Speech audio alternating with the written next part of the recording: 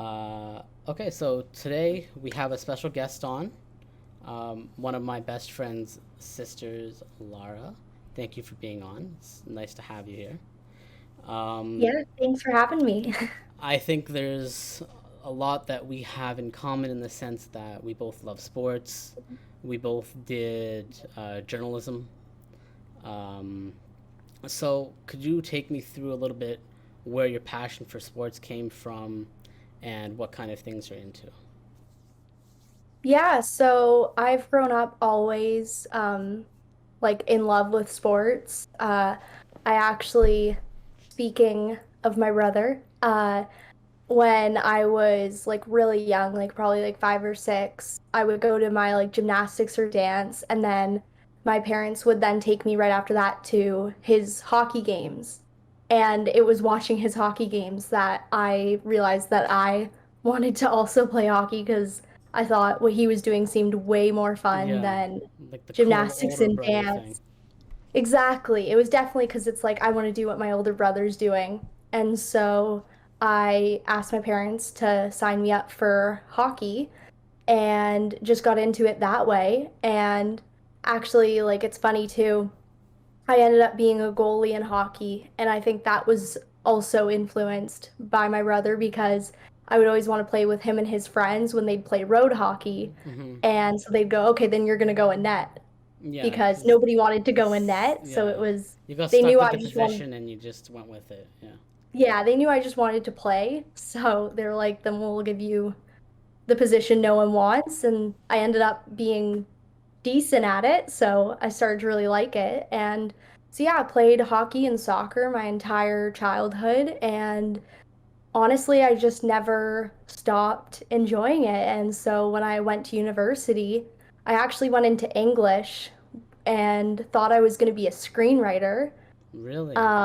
Yeah, my plan was to do a major in English and a minor in film studies.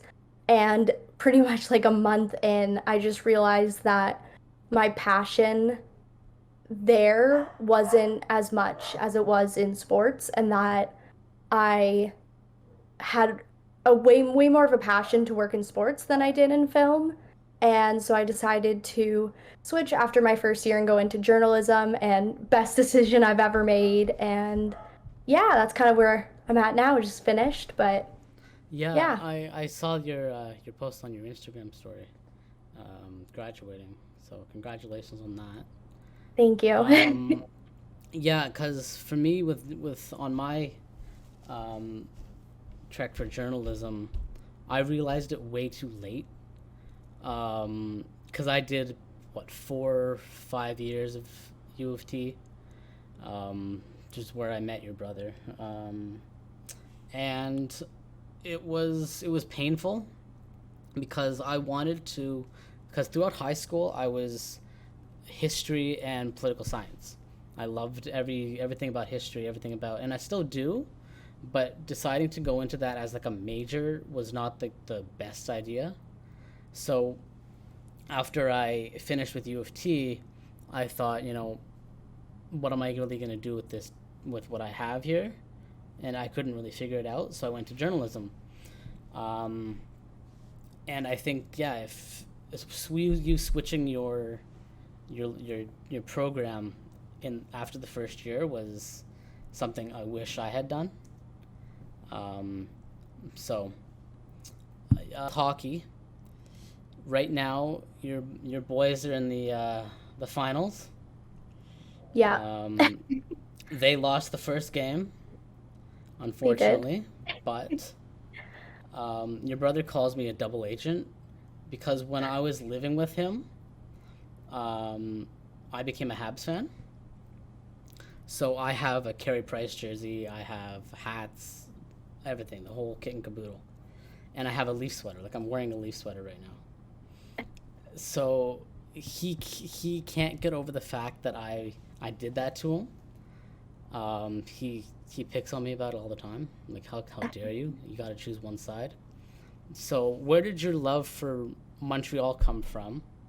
And further on that point, where do you think the Habs need to improve on from the last game that they played going into tonight on the time of this recording, they haven't played tonight. But so Yeah, so I became a Habs fan. I actually, so like I feel like a lot of people from our generation, when I was really young, like probably like 7, 8, 9, I was a Anaheim Ducks fan just strictly because of the Mighty Ducks movie. hmm Um, and then I think we were at one of my brother's hockey tournaments actually, and we were watching the World Juniors, and Carey Price. It went into a shootout, and Carey Price was the goalie, and I remember like vividly in the shootout, specifically seeing him make the save. And at this point, I was in grade 3, so I guess I was like around 9 years old. And I remember him making a save in the shootout, and he had to twist himself to make sure he didn't slide, even though he had made the save, he had to twist himself to make sure he didn't slide into the back of the net. right. And I remember asking my parents, like, Why why did he did he do stop that? himself from sliding in? Because at that point I just thought you had to make the save. I didn't Yeah, realize if you made the save but go into the net with with the the puck, puck, yeah, it still it's a counts. goal because I was very young. Obviously, I know that now. But anyways, I remember being wondering why he had done that, and my whoever I had asked told me the answer. And I think just from that point on, the rest of the shootout, I was following him the whole time because it kind of sparked my interest. And I believe they ended up winning that World Juniors year. And from that moment on, I just became a Carey Price fan and was like, whatever team he is either been, at that point, I was like, either been drafted to or is going to get drafted to. I wanted to be a fan of that team, and it ended up being Montreal. So it's So completely, I've actually if been he'd a become fan a for a long Leaf, time. if he'd become a Leaf, you'd be a Leaf fan. That's Exactly. crazy. Yeah, it was completely wherever that guy is going to play, I that's my mean, team. yeah, I remember So, watching that as well. I don't blame you at all. Um, that's when cause like I said, when I moved in with Mason, I wanted to bug him and just become a Habs fan and just learn a little bit about the team and stuff. And I was watching a lot of their games. I loved them. I loved the way they played. And when Galchenyuk was still with them, and Gallagher, um, and then obviously watching Carey Price play, it was insane. The things that man can do, and the things he's been doing this year also. The ability to fend off the Leafs, which I mean they shot themselves in the foot, but then sweeping the Jets and then beating Vegas and to get to the finals. I mean, I want the Habs to win. I want them to get the cup because I want to see Carey Price get a ring more than anyone yeah, on the team. I mean, the team right now is on fire with like Caulfield and Suzuki popping off all the time. But if Carey Price can walk out of this year with a Stanley Cup ring, I'd be fine with it. I, yeah, that's how I feel too. As much as I obviously want the Habs to win as well, I it hurts me when legends like players that you know are going to be Hall of Famers, like they're Hall of Famers after like a couple of seasons. mm-hmm. Um, it hurts me when they don't get a cup because I always think these guys, from the second they step on the ice as a 4-year old, that's the dream, right? And they've kind of devoted their entire lives to winning the Stanley Cup. That is the ultimate goal. And now I know like a lot of them have so much success. They win Vesna trophies or Hart trophies, even if they don't necessarily win the cup. But I always think of Iginla Yeah. because I believe, if I believe correctly, he never won the cup, No. and that's a guy who definitely deserved Yeah. to win the He Stanley doesn't have a Cup. ring.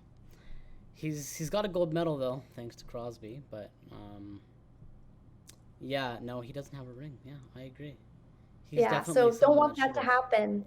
Don't Yeah, want that to happen to Carey Price. So because I think the way that the North Division was structured this year, um, gave the Habs that push and just constantly playing the same teams over and over again really gave them the idea and the rhythm that, okay, we're gonna go into Vancouver. This is how they play. This is how we have to adjust to play them. The same with the Leafs. The same with Edmonton. When they go back to the normal format of them traveling to the States and playing like Boston and Tampa Bay, what they're playing right now, they have to reassess every time because it's a different team. So, I mean, I'm not saying they're not a good team. I'm just saying that there's teams out there that could eventually just schmuck them. And given the fact that they're in the finals right now, seizing on that opportunity to have Carey Price get a ring would be awesome. It'd be awesome. Yeah, 100% agree. I don't. I think. I think we see it happen almost every single year with the Stanley Cup playoffs, or the NHL playoffs. We always see one team go on a bit of a run, and it's definitely a huge aspect of that. It's just momentum. I think there were so many people, most people think the Montreal Canadiens were going to beat the Leafs, and then once they did, I think they really built off that momentum because even, I mean, obviously they are all going to say that they believed they could beat the Leafs, but at the end of the day, it was one versus four, and they caused an upset. And I think that gives you so much momentum going, Oh, we just beat the number one team in our division. a We hundred got this. percent, 100%. And so I don't know. I think it happens to it. Usually it happens to at least one team every playoffs, but there's over 30 teams in the NHL, right? So it's not necessarily going to be you every season. So I think they really need to capitalize on the momentum they've been able to build because I don't think they'll get that momentum next year in the playoffs. However, I think a huge part in why they're doing so much better in the postseason than they did in the regular season is the addition of Cole Caulfield. I think he adds, like, you always hear this, but he adds great youth to the team, and I think he added a great new spark, and he was honestly a player that the team was missing. We were missing just a natural goal scorer, um, especially with Drouin out right now. Hmm. Um, because we have Deneau, who's one of our first lines, but he's really a two-way center. He's a defensive guy, and Right. that whole line of Deneau's line, I feel like is definitely they do get great goals, but they're a really good defensive line. And so I think the addition of Cole Caulfield with Suzuki and Toffoli created a line that was just totally your goal scoring line. And so I'm excited to see what they can do next season in the regular season with having Cole Caulfield the whole time because I think they're going to be a lot better than they were in the regular season this year. Yeah, I think, like you're saying, I agree with you. The addition of Cole Caulfield, it gives them their own sort of Matthews Marner situation that the Leafs have.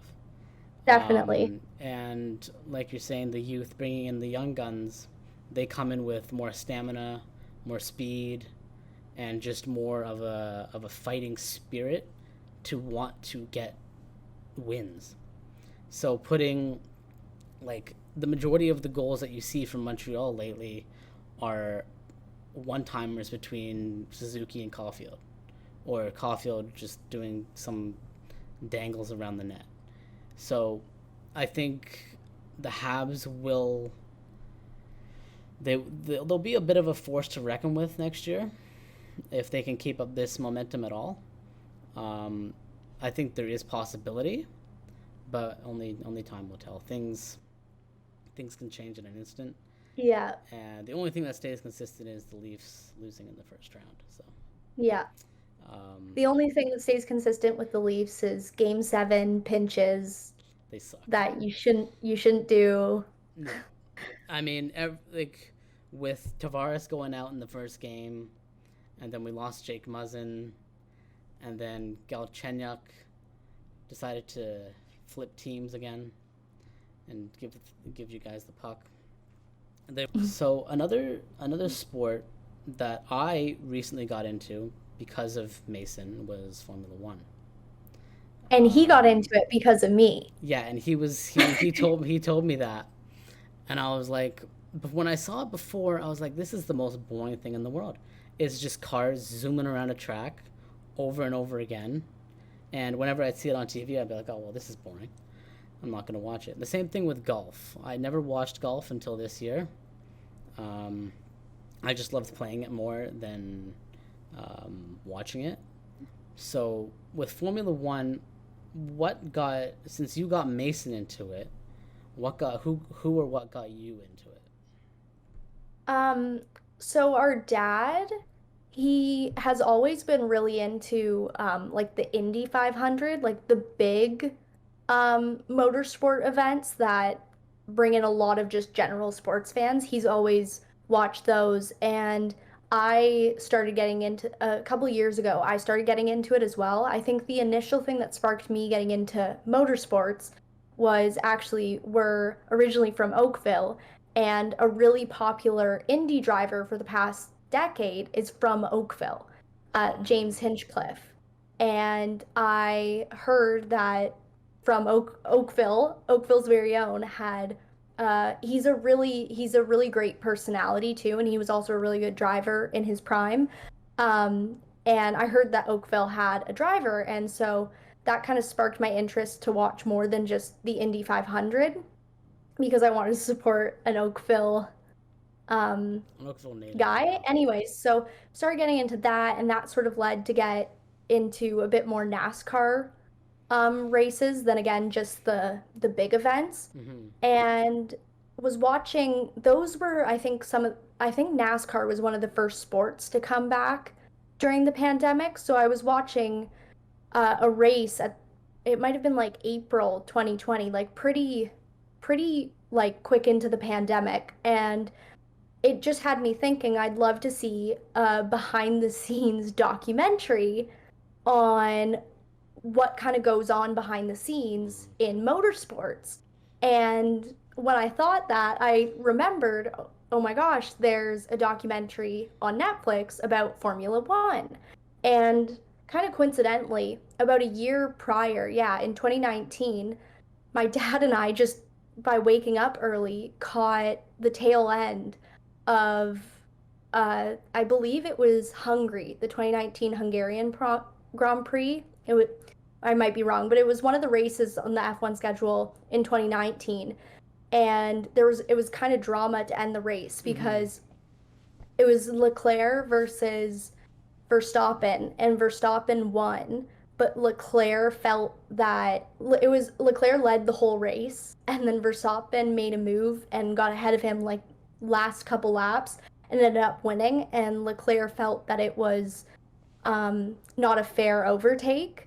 And so there's a bit of drama with the camera work at the end of that race. And I remember thinking, okay, like there's definitely a bit more to this sport than I'd initially thought when I watched it back then, but I still didn't really know how to get into the sport. To be honest, I thought the races were a lot earlier than they actually are. So I thought there was no chance of me waking up Right. to watch them. And then, yeah, flash forward to spring 2020, decided I wanted to watch the documentary because it was kind of what I was looking for.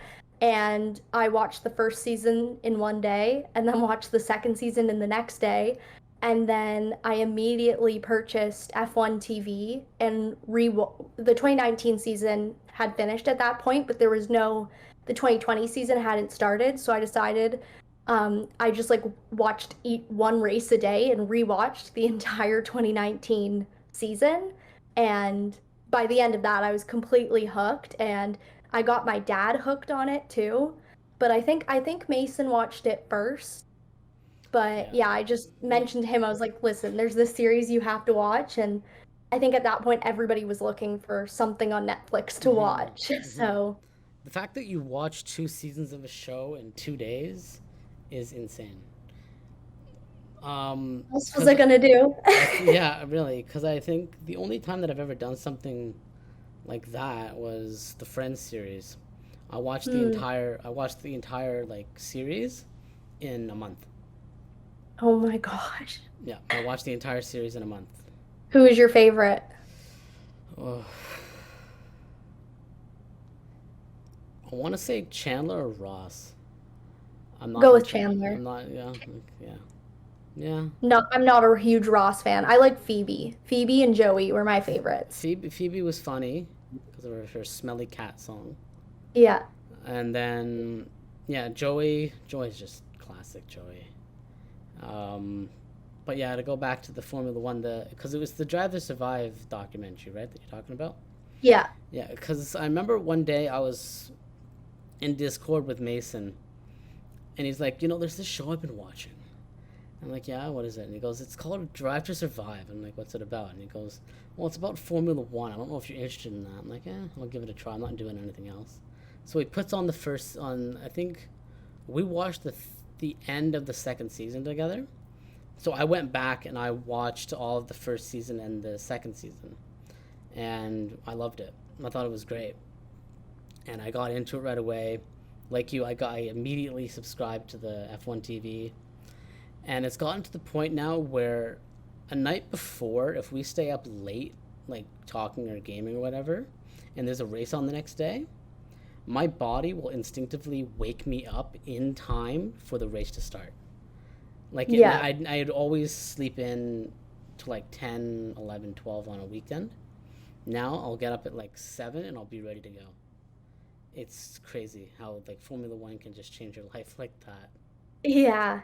I know. It's wild, and it's crazy because like we're not the only ones. It's like so Hmm. many people I know, everybody, it feels like over the past year, so many people have watched that documentary and are now hooked. And Oh yeah. people that aren't really even into sports, I'm seeing, are really into Formula One just because of that documentary. It's cool. Yeah, because it's more than just the Drive to Survive does a good job of not just focusing on the cars, but like the people in the cars, like how where they Mhm. came from and how and their lives. So I think it's easier for people to be able to sit down and think, "Oh, this is cool." Like if you look at hockey, it's not for everyone. Not everybody loves guys skating around with wooden sticks and slapping at a puck. Um, but yeah, do you have a favorite like team or driver that you're rooting for right now, or? Yeah, so my favorite team is McLaren, because McLaren also has an Indy team. Mm, And as I said before, like I kind of started with Indy and I still watch IndyCar races. And believe they're, well, out of the top teams right now, they're the only one that has an equally as good IndyCar team. It's Arrow McLaren in IndyCar. And so I also really like Zach Brown. I think he's a great personality. And because he's not the team principal, right? I believe he's the CEO of yeah. McLaren Racing. He is equally involved in IndyCar and in F1, so you kind of get to see him in both. So definitely a fan of McLaren. And then I think my favorite driver is Carlos Sainz. So him going to Ferrari made it conflicting, Yeah, but yeah. The whole the Netflix show did a real number on him leaving and the supposed beef with Lando. yeah, that's When I was watching that, Mason's like, yeah, that's not how it happened. Because then yeah, he just goes and shows me compilations of the two of them just fucking around with each other. So well, that's the thing. I've read so many sort of, I guess, like Reddit posts and articles. As great as Drive to Survive is, and I think there's more pros than cons, it definitely over dramatizes um what really goes on. mhm. Even in season one, they definitely kind of have a framework in mind of what is intriguing television, and then they sort of just choose how to take actual things that happened over the season and put it into that framework, because you can tell that both in both seasons they really, in I guess it's either season one, I think it was season one, and then how many seasons are out? Are there two out or there's three. three? Three. Well, I forget if it was season one or season two, but they also had to show that two drivers didn't like each other, and that was Danny Rick and Verstappen. Max Verstappen when they were That was teammates. season one, I think. Season one. And I went back and watched so many different like YouTube videos and Reddit posts and articles, and discovered that that was not the case at all. Yeah. Yeah. and they were really good friends. And so I think it's interesting that they tried to play that storyline twice when both instances it didn't really Yeah. that's not really how it went down, but it definitely, like I said, it's more pros than cons because it's getting everybody into it. You are able to sort of like latch on to a favorite driver that I think having like a favorite team or a favorite driver really helps in watching any sport because it gives you sort of something to focus on because sometimes some sports can be really confusing to just like if you put on a race and you don't know anyone who's driving, it's really hard to Oh yeah. keep up. But if you have a favorite driver or a favorite team to sort of keep an eye on, it really helps watching the race. So, but yeah, there's a lot of storylines that definitely are a little embellished, I guess. Yeah, and I mean to that point, it's why I like the Drive to Survive because it gives you that background of each of the drivers, who they are, so you know when you go to watch a race, you'll be able to say, okay, that person is driving in this car, and this is how they're doing, and all that stuff. And I think for me, immediately, I liked Lewis Hamilton, just because he's just a cool guy. Plus, he's driving a Mercedes, like one of the best cars. Obviously, this year, Red Bull and Verstappen and uh, Perez are just eating up the tracks. What did you think of the last race that happened in Austria last weekend? Um, I think it's I think it really shows that it's Max's championship to lose at this point. I think it was sort of the defining race to show that Red Bull, I mean, we already knew Red Bull had a better car. We lots of people who are really into it knew preseason that Red Bull were going to have the better car, but I think it's definitely official at this point that they have the better car. And I know I've talked to people who have been fans of F1 for a really long time, and a lot of them say they believed even before Red Bull had a better car than Mercedes, that Max was the best driver on the grid, um, because he is a really good driver. And I think now that Red Bull has a car that he can really utilize and show off his skills, it's I think I think it kind of showed maybe a bit of a not a turning point necessarily, but just I think the next few races are definitely going to be the Red Bull show. And it'll be interesting to see. Lewis Hamilton's definitely a really top, like he's a top driver. He's one of the greatest drivers, I think. But it'll be interesting to see how he deals with not being in the top car after being in the top car for so many years. Right. Because I think he's going to have to adjust his driving style because he's so used to starting on pole and just having to make sure he drives a straightforward race. Yeah. And now he actually has to deal with other cars around him. And it'll be interesting. I mean, he doesn't need to prove anything because there's a saying the best drivers get the best cars. Hmm. So he is one of the best drivers, and that's why he's in one of the best cars. But it's just, I think it's really going to be really interesting to see him drive the rest of the season in a position where he's coming from behind. Yeah, for sure. Because everyone, you immediately think of F1, and people that know, obviously, they're like, well, Lewis Hamilton's going to be. Because there's that TikTok or that meme going around where it's like they say lights out and away we go. Oh, and then Lewis Hamilton wins the Grand Prix. It's not that case anymore. I mean, you've seen um, like even Lando is getting up there. He came in what, third in the last race, I think.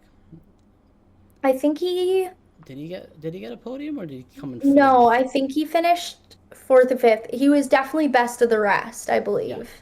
So I mean, even like Lando and the midfield's doing incredible stuff too. So I think the only team that has no hope at all is Haas. And watching season one of Drive to Survive with Mason, he said you're gonna love this guy Gunter, and I did. He's hilarious because he does some of the funniest things. But he's stuck with one of the worst drivers, I think, out there right now. Like, what has Mazepin done aside from spin his car in circles? Yeah, It's, I it's he's made some questionable, not even questionable, just bad decisions too in like both on and off the track. Mm-hmm. Yeah. And yeah, I mean, it's a weird sort of situation because it's unlike any other sport that I've ever been interested in the sense that it's not there is no hard salary cap. And so it is all about how much money you can get, and that is going to make for the best team. And so it's a really weird position because my guess and my instinct based on what I know is that Gunther did not want to give up either Roman Grosjean or Kevin Magnussen, but neither was bringing in the money that Mazepin could.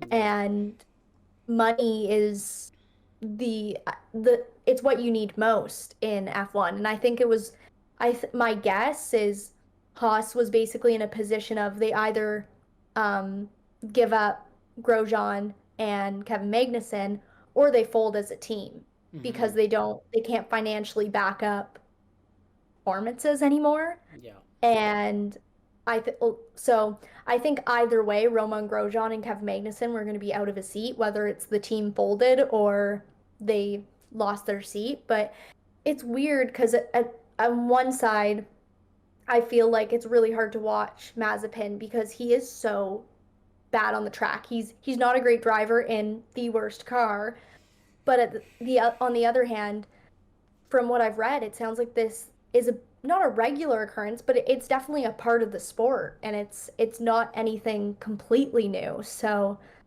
yeah, it's weird. It's definitely different, but yeah, it's a bit hard to watch. Yeah. Whenever Mazepin goes out there, I'm like, oh boy, here we go. Um, Now, what do you make of the rumors circulating that George Russell is going to replace Bottas in a Merc next year? I think there's a very good chance he will, and I really hope he does. I was discussing with Mason probably about a month ago that I think it's actually hurt his skill level and his trajectory by not putting him in that seat this year. I completely understand the concept of putting your driver into the B team car because I've read articles that have said that a lot of times a driver's first season in F1 is a bit of a write-off because that the F1 cars are so difficult to drive as is because there's so much power in them that you need almost an entire season just to kind of make sure you bring the car home Mm-hmm. because that's so difficult. And then your second season, that's when you can really showcase your talent because now you've got a handle on the car and you're not worried you're gonna just spin out mid-race when no one's around you. And now it's trying to actually make overtakes and good moves. And a great example of that is Lando Norris. His first year, the difference between his first and second year is crazy because he's even I think said that his first year he really just wanted to bring the car home. And so I understand Mercedes putting George Russell, their junior driver, into the Williams, which is kind of like their B team, just so he can get a hold of the car because they don't want to put a brand new driver in one of their two spots because that's going to hurt them winning the championship because he's just going to be worried about bringing the car home because there's so much power in the car and he's not Yeah. used to it. So I understand the concept completely. Even like Red Bull did it with Max, and I'm sure it worked out well. Clearly it did, but um, I think keeping him in the Williams, the difference is Lando was in a McLaren, which it wasn't a great car when he first started. It's definitely a better car now, but it wasn't the worst car on the grid. And same with I believe it was Toro Rosso when Verstappen was now it's AlphaTauri, but it was Toro Rosso when he was there. They weren't the worst car on the grid. The Williams for the past few seasons has been the worst car and now they're the second worst car on the grid and this guy, George Russell, who I believe it was 2018, he won the F2 championship. He's clearly a great driver, is now not able to score even points in the Williams. And I think it really hurts probably his ego to a point where he's probably felt like he's probably getting so frustrated that I think it's turning him into a bit of a sloppier driver because he's so desperate to get points every race Hmm. that he turns into a bit of a sloppier driver than he ever has been because he's never been in a position where he wasn't able to even get points. He wasn't in a position where his driving ability alone wouldn't make him successful. So I think they've, by not calling him up sooner, have turned him into a bit of a sloppier driver.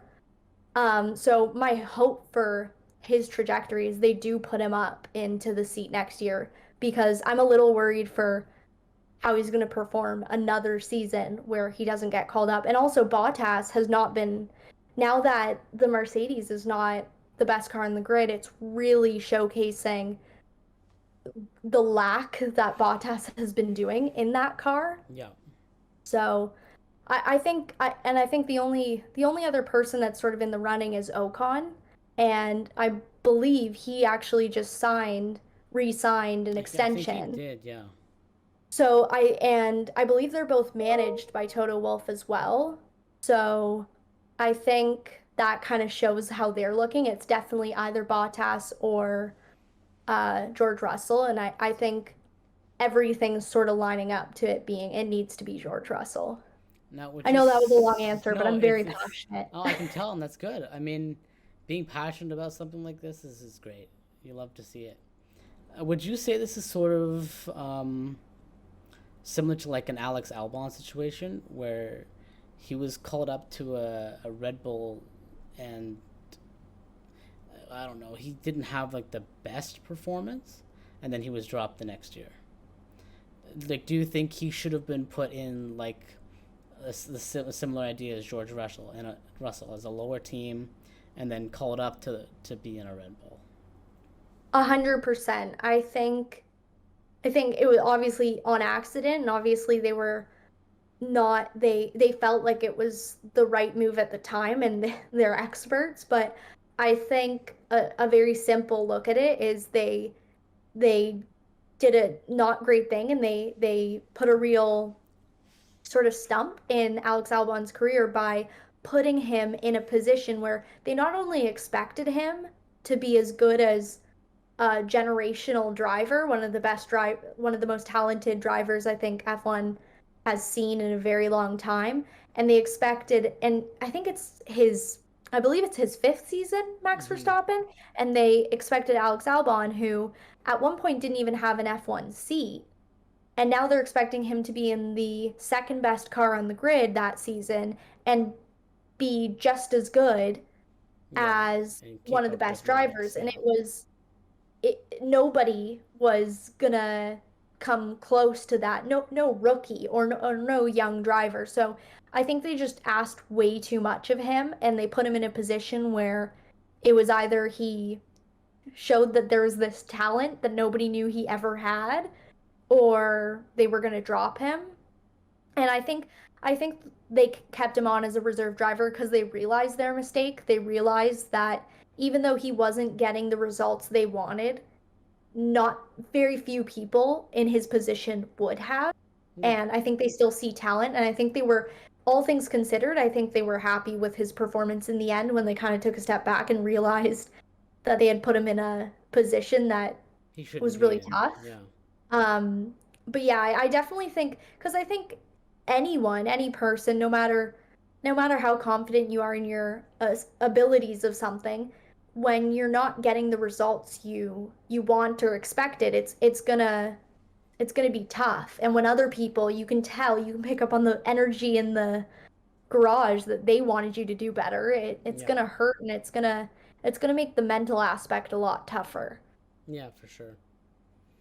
Why don't we move from there onto some golf, which the U.S. Open wrapped up, I think, a couple weeks ago. Yeah. That was super exciting. Mackenzie Hughes almost had a chance there, except he chalked his last round. Um, so what did you think of the tournament overall? And then with the just the outcome of it all. Yeah, I thought it was a great US Open. Going into it, I thought Phil Mickelson had a really good chance at winning. Um, and I was glad he made the cut. Um, but yeah, it was really fun. It's always it the US Open, any major in golf is exciting to watch as is, but to have a Canadian in the mix Hmm. makes it so much more exciting to watch, Yeah. especially because it has been so long since a male or a men's golfer won a major. Yeah. So it's yeah, it was really exciting just to have even one day to have Mackenzie Hughes in the mix. It's so exciting. So yeah, I really liked it. I was gutted for Louis Oosthuizen or Oosthuizen. I'm not 100% sure Yeah, how the correct way to he's got a pronounce his very last name, but complicated name, so it's but fine. yeah, but I really want him. He doesn't I if I recall correctly, and I'm pretty sure this is right. He still doesn't have a win on the PGA Tour at all. Really? Yeah, because he's mainly on the European tour. He's mainly a European tour golfer. So he has professional golf wins. He just for some weird reason he can't seem to win on the PGA tour when he does play. So I really hope that's not a weird stat that he retires with. So I was pulling him for him, but I I was really happy with the outcome. Yeah, I mean, I hadn't really started watching golf until this year. Um, you, everything that I do in sports is everything new in sports has come from your brother, and I have to say I've as much as I pick on him, we pick on each other. He does have his moments of being super helpful, um, and watching golf and watching the Masters and just getting more into a sport that I already loved, like being able to play golf myself and then going out constantly and um, playing 18 and then watching it I always thought was kind of boring because I would want to be out there, but there's much more to it than just watching it. It's like every stroke is matters to how the outcome's going to be. Every single little putt, and whenever, as someone who plays the game, seeing how a ball can miss the hole by like a fraction of an inch, it's just devastating to watch because you can feel that in your core that like that just hurts. And like Yeah. to me it hurts because like I've missed putts like that, but to them, being on such a big stage, it's got to be like horrific.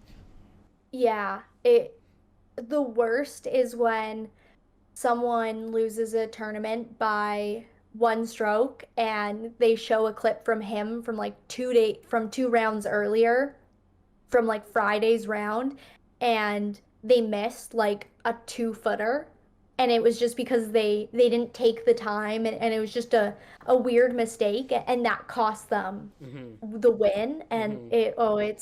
it hurts. But the cool thing about golf is because it is over 4 rounds,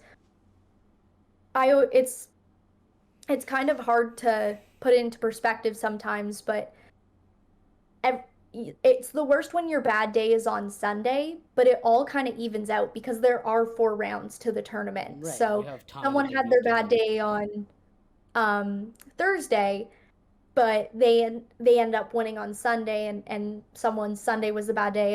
It's a complex sport. You Yeah. just have to know what you're watching. And like F1, I always think it's so much easier to watch sports when you're following someone. So, but it's funny, Mason just like hasn't always been into golf either. That was, I want to say, a bit of my influence, but Yeah, I feel like we talked about this before we started this. Um, I feel like in some way I know you in a sense because he's constantly saying, "Yeah, Lara got me into this. Lara's talking about this. Lara and I had a discussion about this last night." And I'm like, "Oh, okay. Well, and even I was talking to Sean and Owen about who to have on on the podcast, And no one's like, you know what? You should interview Lara about sports. So I'm like, oh, all right then, fine. You're a highly requested candidate to be The on whole here. group. Yeah, everyone wants to see you on here. Um, so do you play? Because you play hockey. Do you play any golf at all? Have you dabbled in that? Yeah, I'm I'm not a great golfer, but just because like my family isn't like a regular golfer. My dad, I got into golf because my dad just has always been an avid golf watcher. Mm-hmm. And so as a result, I also have watched golf for most of my life, was a big Rory fan back in the day. But never was a big golfer. I went to the driving range in high school, but didn't really play 9 or 18 holes. But um, I'm getting into it a lot more now. Like I try to go as much as I can. Yeah. It's just when I lived in the city, it was definitely tough because that's a day trip out of the city to go Oh, golfing. for But sure. Yeah. now that I live close to lots of golf courses, I've already played a few 9 holes already this summer. Oh, good. But again, I'm not great, but I'm definitely not bad. So I think I'm Yeah. better than Mason. I was gonna say you can't be much worse than him. No. So I make contact every time. I don't struggle with that. yeah, I can send you a video of him golfing if you want. Please do. Please do. He hit the amount of worm burners he hit was just incredible. Like See, I I don't, couldn't even do that, even if I yeah, tried to. So he has the ability to hit a ball super low to the ground, and once he realized that how good I was at the game, oh shoot, I can't say that. No one's gonna watch this. I'm lying. But how shitty I am at the game. Um, I'd just start helping him, and a few little things that I would tell him, he would just fix in his swing, and he'd be able to make contact. yeah. I'm probably underselling myself a bit because I don't do that. I make good contact pretty much every single time. It just doesn't, my aim is a little off sometimes. And sometimes I don't rotate. My issue is that I don't rotate enough in my follow through. Mm. So I always end up going a little more right than I want, Mm-hmm. which I'm trying to work on. But I don't, my game just needs to be like cleaned up a little, I think. But I'm not a bad golfer. It's Yeah. very relaxing. You just go out, you're amongst nature, you hit a ball, and that's it. Yeah, I'm a competitive. I've been trying to get your brother out for the longest time. He's like, yeah, we can try it. We can get out there. Maybe this day, maybe that day. The day comes and goes. I'm like, oh, forget it. He, because he knows he has potential. There is potential there, but it's gonna take a bit of time. Yeah. It's Well, gonna I take a bit of think time. that was his first time hitting golf balls in a few years. Years, yeah, So, he told me. So I mean, I guess in that aspect, he didn't do horrible, yeah, but there's definitely work to be done. Are you a lefty or a righty? I'm a righty. I know he's a lefty. Yeah. For some reason, all of my friends are lefties, which is really, Yeah, it's same. just, Like, cause Mason's a lefty, Owen's a lefty. Like, I'm the only righty. I don't. yeah. I feel isolated now. Yeah. Um, One thing that's actually a funny, like, sort of connection that's cool. Um, I'm guessing you're into the Call of Duty League as well. hmm Um, but I know Mason's really into it, Yeah, and he got me into that also. Mason has gotten me into like everything this year. and that's one thing I did not get him into. Yeah.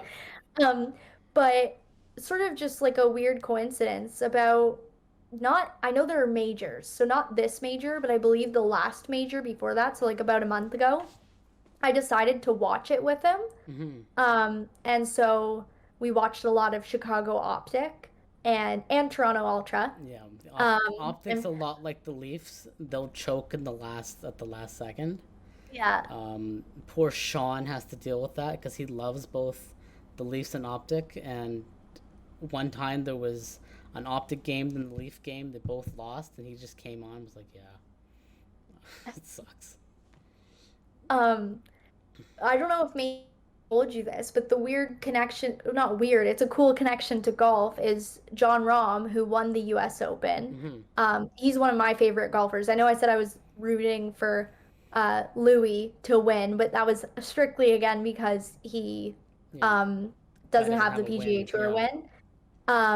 I also really like John Rahm, and that was, I believe, his first major win, which he's definitely deserving of a major win. But he was asked in his press conference after he won, what he did oh yeah, I saw Sunday this. Yeah, before his round, and he said that he was really excited because he was able to watch Chicago Optic play that morning, yeah, which yeah. I just thought that was like a cool, and I looked into it and he follows all the Optic guys on social media. Like he's a big Chicago Optic fan, which I just thought was a cool my thing's golf, Mason's thing is like gaming and watching the gaming league. So it was like a weird crossover. Hmm.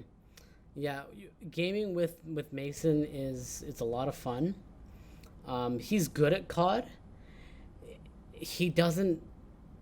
It's hard sometimes for him because he will die in a certain way, and he'll instantly think he's the worst player in the game. Like he'll instantly like just shut down, and that'll be it. We'll just lose him for the rest of the night, and he'll be like, "Yeah, guys, I'm done.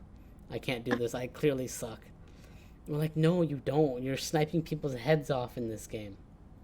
So, We're just competitive. We yeah, both are. yeah, and that's good.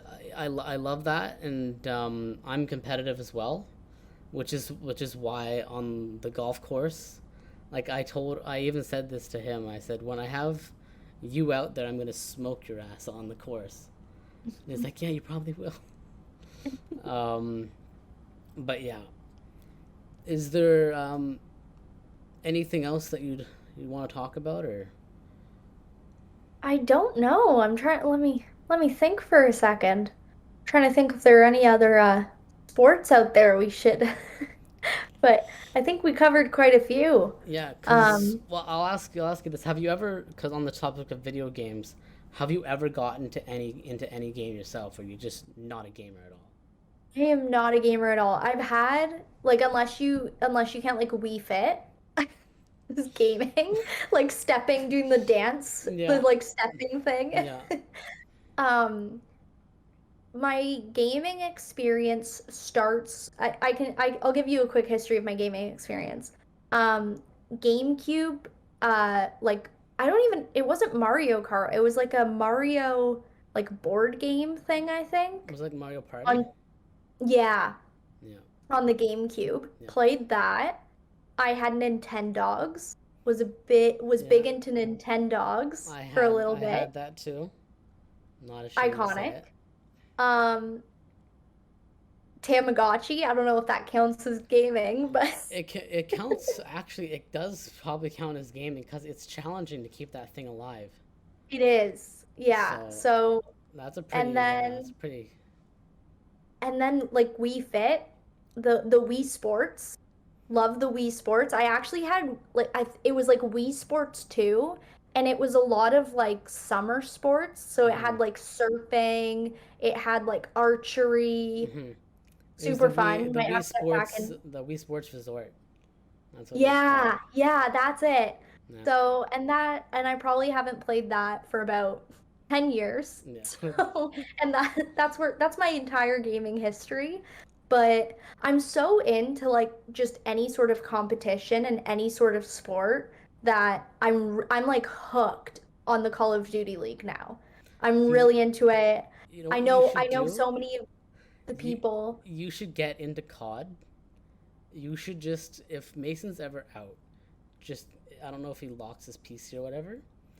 Play play Black Ops and just I get don't better know if than I'd him. know how, and I don't feel like I'd be good. I don't think my reaction time is really quick in some things. Like hockey, I had a good reaction time, Hmm. but I just feel in myself that my reaction time will be really bad.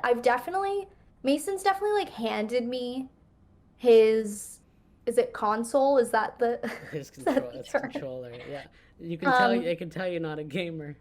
Yeah, he's like handed it to me before, and I think it's actually hurt him to watch me try.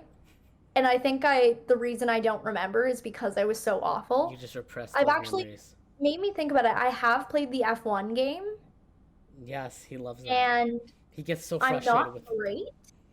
But I have improved from like race to race. Hmm. So, and I always figure like you guys put in a lot of work because you game so much. So I figure I might not be as bad as I think because I've only played it like 3 times.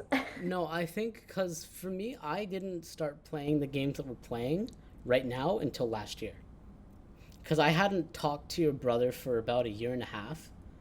Because we were both just doing our own thing. He was still in U of T. I was doing my journalism, and the pandemic started, and we got back into gaming, playing Call of Duty, and I was still on my PlayStation, and I decided one day I'm gonna get a PC, a computer, and I did, and I was terrified of playing with a mouse and a keyboard because I wasn't used to it, and I start to do it, and it just came naturally to me, just so easy. I don't know if Call of Duty would get me into gaming, even though I like watching them play it. Yeah, I watching them don't and playing it are two different things. I don't find myself watch when I watch the Call of Duty League, finding myself going like, I wish I played this. But like I said, I really enjoy any form of Hmm. competition, so I really enjoy that. But I did watch a bit of E3 with Mason and the Halo game, the new Halo game. If any game is going to get me into gaming, I think it would be that new Halo game because, Halo's like I said iconic. before, I wanted to be a screenwriter. I'm really into just stories of like sort of any shape or form, whether it's like song lyric story or a book or a movie or a TV show. I just like the concept of a story, a narrative. And when I watched the trailer for the new Halo that's coming out, I like became obsessed with that story. I really want them to turn it into a like movie or a TV show because so I might buy an Xbox or a PC and buy Halo just so I can see how the story unfolds. I mean, it's not a bad idea because Halo is an iconic game. People love it. Um, but yeah, much like to the idea of like storytelling, I'm much like the same way. Any game that has like a solid story to it, like the Batman games, there's like the Lara Croft games, the Tomb Raider games, um, that have like storylines that you have to work through. I love those types of things. I was never someone to play Call of Duty until I started playing with Mason and Sean and Owen. But um, yeah, it's definitely all a learning curve. It's like picking up a new sport or playing a new instrument or something. So Yeah, definitely. I think I will end it there. We've talked for a while. Um, Thank you for being on. If there's any social media outlets you want to plug here, you can. I'll give you the floor. Sure. My Twitter, which is Lara Christine with 2 E's. That's my, I just tweet about sports all day, every day. Oh, there you go. Yeah, Twitter. I used to tweet a lot. I have like 13,000 tweets, Oh spanning my back gosh. to like 2007. It's dark memories. Anyway, Well, thanks thank for having me, yeah, by thank the you for way. being on. Yeah, this was a lot of fun. And I think actually before you go, a funny thing is that when I was living with Mason, we had actually talked once over the phone. I don't know. You probably don't remember, but it was one time the Habs were playing, and he had you on speakerphone, and he was like, "Oh yeah, David likes the Habs right now. Why don't you talk to Lara for a sec about the Habs?" And we had about a 20-minute conversation about Carey Price. Oh my gosh. Yeah. Yeah, that's one thing. I could talk for hours on end. So it's a toxic trait and my best trait. Yeah, So your brother's a lot the same way. He just keeps going. I But don't remember, but I also do not doubt at all that I talked to you for 20 minutes about Carrie Price. yeah. I mean, I said this to him, and I'll say it to you. It's the fact that you guys talk a lot isn't. It's you talk a lot, but you have like substance to what you're talking about. You're not just rambling on about nonsense. Like it's actually informational, and you learn something. So I think that's something you two share in common. Um, Definitely. so yeah, again, thank you for coming on here, Thanks. and